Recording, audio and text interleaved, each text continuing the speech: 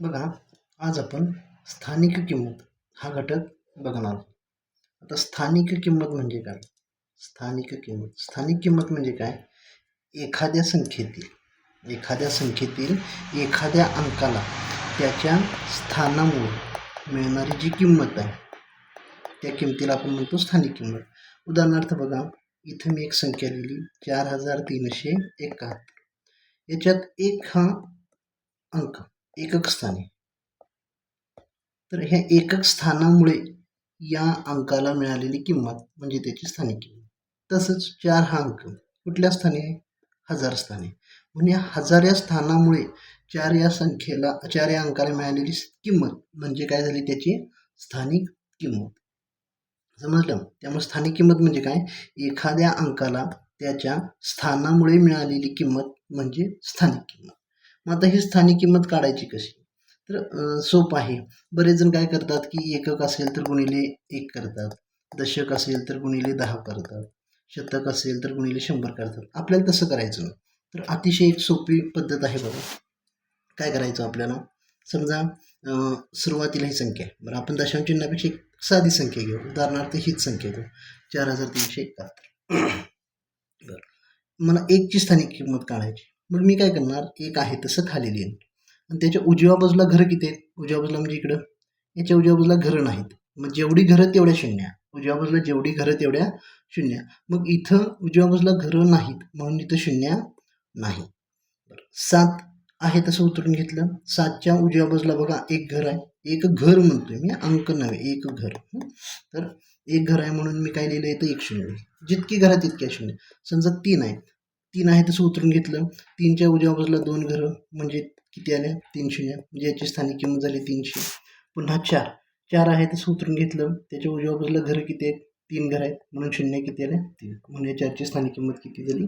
4000. बरोबर. मग अशा पद्धतीने ही एकदम सोपी पद्धत आहे. तर आपण बऱ्यापैकी मुलांना सुद्धा ही पद्धत सांगतो. अशा पद्धतीने आपल्याला स्थानिक किंमत काढता येते. मग आता इथं संख्या बघा काय आहे? 247.321. या संख्येचं मुळात वाचन करताना बरेच जण काय करतात की 247.321 असं करतात. पण त्याचं वाचन तसं नाही. त्याचं वाचन काय आहे? 247.321. मग आपण आता काय करूया? याची स्थानिक किंमत काढूया.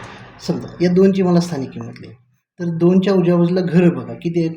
आता तुम्ही म्हणणार सर 1 2 3 4 5 घरं आहेत. तसं नाही. तर काय करा, आपल्याला दशांश चिन्हापर्यंत घरं मोजायची असतात. उदाहरणार्थ मगाशी जी मी संख्या सांगितली ती 4371 म्हणजेच काय होती? 4371.0. 0.0 पुढं असतो. त्यामुळे आपण उजव्या बाजूची घरं मोजताना काय करतो? दशांश चिन्हापर्यंतचीच घरं मोजतो. 2च्या उजव्या बाजूला दशांश चिन्हापर्यंत घरं किती? 2 म्हणून शून्य किती? 2 म्हणजे 2ची स्थानिक किंमत आली 200. तसंच 4 उतरून घेतलं. उजव्या बाजूला घर 1 0 40. 7 उतरून घेतलं.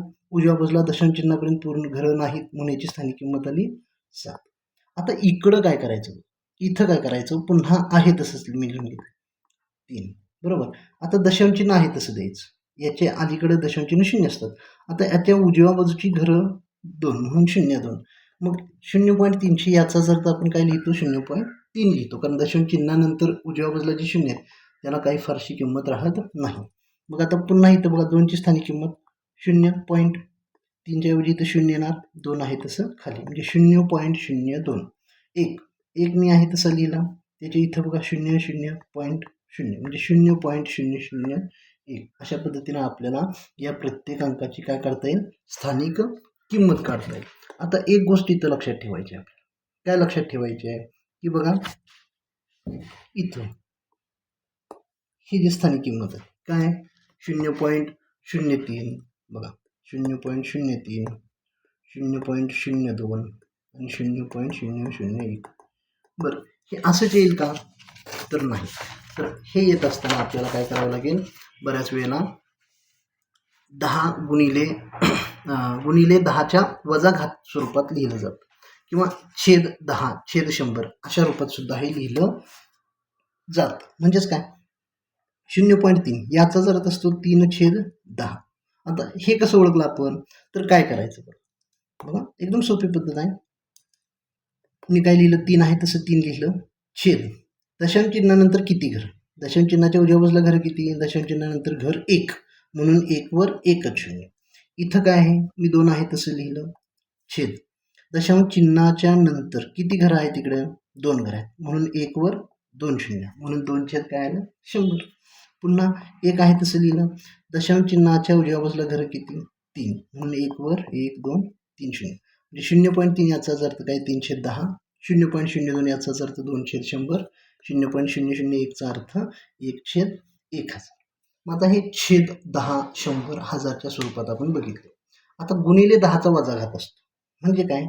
आता 3/10 म्हणजेच 3 गुणिले 10चा वजा घात. आता वजा घात काय भानगड आहे? सोपं आहे. काय करायचं बघा, मी 3/10 आहे म्हणजे 3 गुणिले 10 लिहिलं. बरं 10 म्हणजे किती शून्य आल्या? 1 शून्य आली म्हणून इथं वजा 1. इथं 2/100 आहे म्हणजे 2 गुणिले 10 लिहिलं. छेदात शून्य किती? 2 म्हणून इथं वजा 2 आलं. पुन्हा 1 गुणिले 1000 आहे म्हणजे 10 लिहिलं. शून्य किती आहेत? 3 आहेत म्हणून वजा 3 लिहिलं. म्हणजे 0.3 3/10 आणि 3 गुणिले 10चा वजा पहिला घात. या सगळ्याचा अर्थ एकच. मग पर्याय यापैकी जो असेल ते आपल्या पर्यायाचं काय असेल? उत्तर असेल. खूप सो या ठिकाणी इथंपर्यंत तुम्हाला समजलं असेल. आता आपल्याला प्रश्न कसे येतात बघा. 49.247 या संख्येतील उजवीकडील म्हणजे या चारची स्थानिक किंमत डावीकडील चारच्या कुणाच्या? ह्या डावीकडील आपलाच उजवा हात बघायचा आणि आपलाच डावा हात बघायचा. याच्या स्थानिक किमतीचे किती पट? ही पट काढण्यासाठी पहिला मला या सर्वांच्या स्थानिक किमती काढाव्या लागतील. बरं पहिला या उजव्या चारची स्थानिक किंमत काढू. 4 मी आहे तसं लिहिलं. 2च्या जागी 0 लिहिलं. इथं पॉईंट लिहिलं. पॉईंटच्या इकडे काय असतं? 0. म्हणजे या चारची स्थानिक किंमत आली 0.04. आता या चारची स्थानिक किंमत मी काय करणार? 4 आहे तसं लिहिलं. दशांश चिन्हापर्यंत घरं किती? 1 म्हणून काय लिहिलं मी? 1 शून्य लिहिलं. म्हणजे या उजव्या चारची स्थानिक किंमत बघा, उजवे जे 4 उजवीकडे त्याची स्थानिक किंमत आली 0.04 आणि डावीकडील जे 4 आहे त्याची स्थानिक किंमत आली 40. आता मला पट विचार. पट म्हणजे काय? चापट असतं. ज्यावेळेला चापट असतं तेव्हा ह्या दोघांचा काय असतो? भागाकार असतो का? जेव्हा चापट असतो याच्या किती पट त्याच्या किती पट बरोबर असं असतं तेव्हा काय? भागाकार असतो. मग आता भागाकार म्हणजे या दोघांच्यापैकी भागाकार करायचा आहे. भागाकार म्हणजे अंशाने छेदात लिहिणार म्हणजे काहीतरी अंशात येणार काहीतरी छेदात येणार. आता हे कसं ओळखायचं? अतिशय सोपी पद्धत आहे. च्या कोणाला लागले बघायचं. च्या कोणाला लागले ती छेदात असतं. च्या ज्याला लागलं ती छेदात असतं.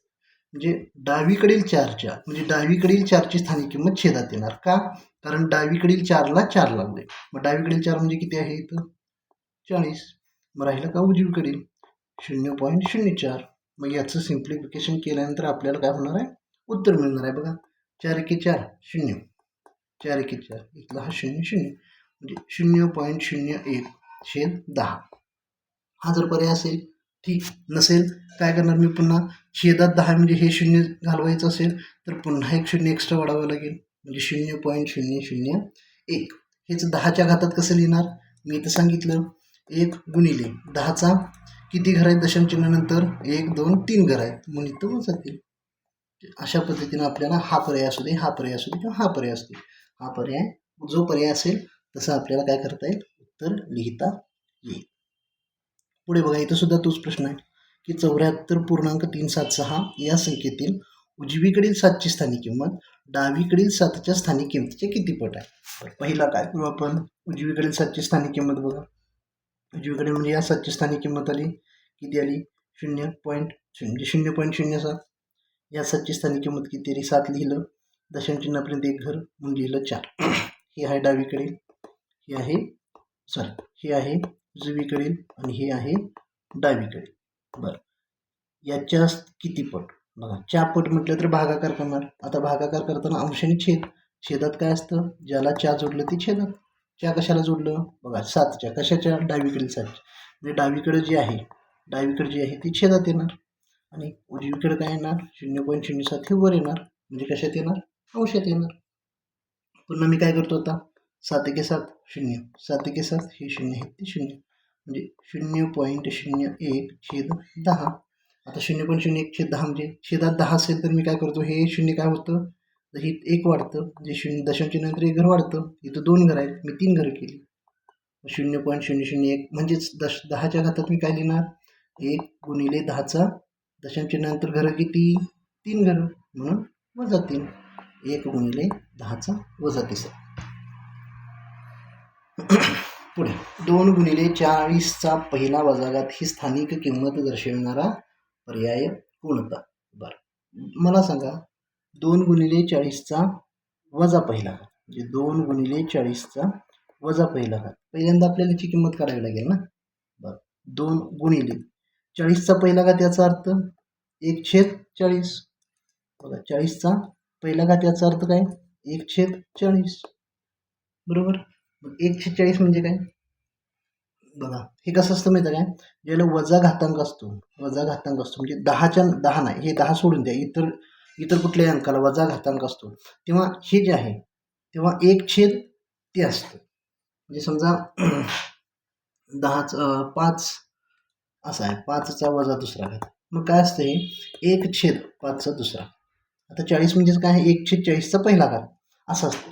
वजा म्हणजे काय असतं, इथं वजा असेल आणि 1/छेदात ते अधिक होतं, इथं पण वजा आहे 1/छेदात उलट होतं. समजा 5चा 7वा घात आहे, तर 1/5चा वजा 7, म्हणजे हे विरुद्ध होत असतं. ठीक आहे. तर मग आपल्याला काय लक्षात ठेवायचं इथं, पुन्हा सांगतो बघ, 2 गुणिले 40चा वजा पहिला घात म्हणजेच 2 गुणिले 1/40चा पहिला घात. पहिला घात म्हणजेच काय आहे, 40 असतं, म्हणून मी हे डायरेक्ट काय करतो, काढून टाकतो. हे एक लिहिण्याची फारशी गरज वाटत. आता काय येणार, बे की बे, 2 4 0, म्हणजे 1/20 आलं. 1/20 म्हणजेच काय आलं मग अशी बघा, 1/20 म्हणजेच काय, 20 × 20, भाग बसला शून्यचा 0.0, परत भाग बसतो का नाही, म्हणजे 20/5 100, 0.05. मग ज्याच्या स्थानी किमती 0.05 असेल तो पर्याय. आता हा पहिला पर्याय बघा, 8.645, 5 मी उतरून घेतलं, 0 0 इथं 0, 0.005 आहे, मग 0.05 पाहिजे मला, म्हणजे पहिला पर्याय नाही. दुसरा पर्याय बघा, 25.804, 5 आहे तसं उतरून घेतलं, उजव्या बाजूला घरं नाहीत, म्हणून याची स्थानिक किंमत आली 5, मला हे पण नाही. तिसरा पर्याय बघा, 0.458, 5 आहे तसं उतरून घेतलं, इकडं 0.0, 0.05, म्हणजे इथं काय झाली, स्थानिक किंमत ही आपल्याला मिळालेली आहे, म्हणून पर्याय क्रमांक 3. तर अशा पद्धतीनं आपल्याला हे करता येईल. इथं बघा पुन्हा 5चा वजा दुसरा घात ही स्थानिक किंमत दर्शविणारा पर्याय. बघा 5चा वजा घात दुसरा, याचाच अर्थ काय, 1/5चा अधिक दुसरा घात. इथं 1 केलं की अधिक होतं, 1/5चा वर्ग 25, पुन्हा भागाला 5 × 5, 5 0 0, 0.0, परत भाग बसत नाही, 0.20, 0.04. मग आता 0.04 कशाची स्थानिक किंमत आहे बघा,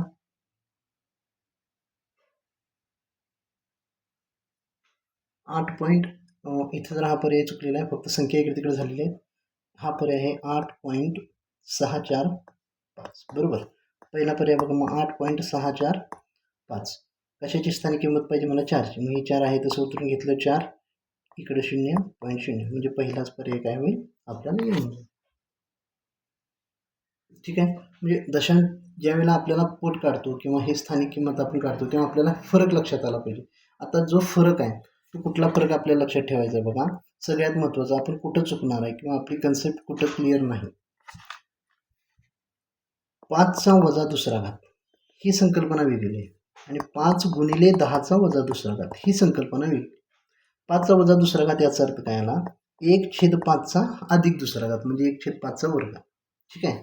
इथं जेव्हा 10च्या घातांकात वजा असतं तेव्हा काय असतं, 5/10चा बघा, म्हणजे 10चा वजा दुसरा घात म्हणजेच काय, जेवढ्या वजा दुसरा घात तेवढ्या 0 असतं, म्हणजे 10चा पहिला वजा घात म्हणजे 10 असतो, 10चा वजा दुसरा घात म्हणजे 100 असतो, म्हणजे जेवढा वजा घात तेवढ्या 0 असतात, हे लक्षात ठेवायचं. आता इथं वजा दुसरा घात आहेत म्हणजे किती असणार आहेत, इथं छेदात 2 0, म्हणजे हा जो फरक आहे तो फरक खूप महत्त्वाचा आहे, नाहीतर इथं घोळ होतो. पुढे बघा काय, 8 फुली 4 फुली 2 या संख्येत फुलीच्या जागी समान अंक असून त्याच्या स्थानिक किमतीची बेरीज 7070 आहे, तर फुलीच्या जागी कोणता अंक. जेव्हा प्रश्न असा असतो की बाबा फुलीच्या जागी समान अंक आहे, त्याला 4 प्रकारचे प्रश्न तयार होतात. 4 प्रकारचे. काय तर या फुलीच्या जागी समानांक असून त्यांच्या म्हणजे कुठल्या ह्या फुलीच्या जागी जो अंक आहे त्याच्या स्थानिक किमतीची एकतर बेरीज देतात किंवा वजाबाकी देतात किंवा गुणाकार देतात किंवा भागाकार देतात. म्हणजे हे 4 ठिकाणी आपल्याला 4 एरियांमध्ये प्रश्न येतो. मग काय करायचं? सोपं आहे, एकदम सोपं आहे. बघा काय करायचं, ज्यावेळी फुलीच्या जागी समानांक असतो आणि त्यांच्या स्थानिक किमतीची बेरीज दिली. बघा काय दिलं हे महत्त्वाचं इथं. फुलीच्या जागी समानांक असून काय दिलेलं आहे इथं? बेरीज दिली. किती दिलेली आहे? 70 म्हणजे 7070.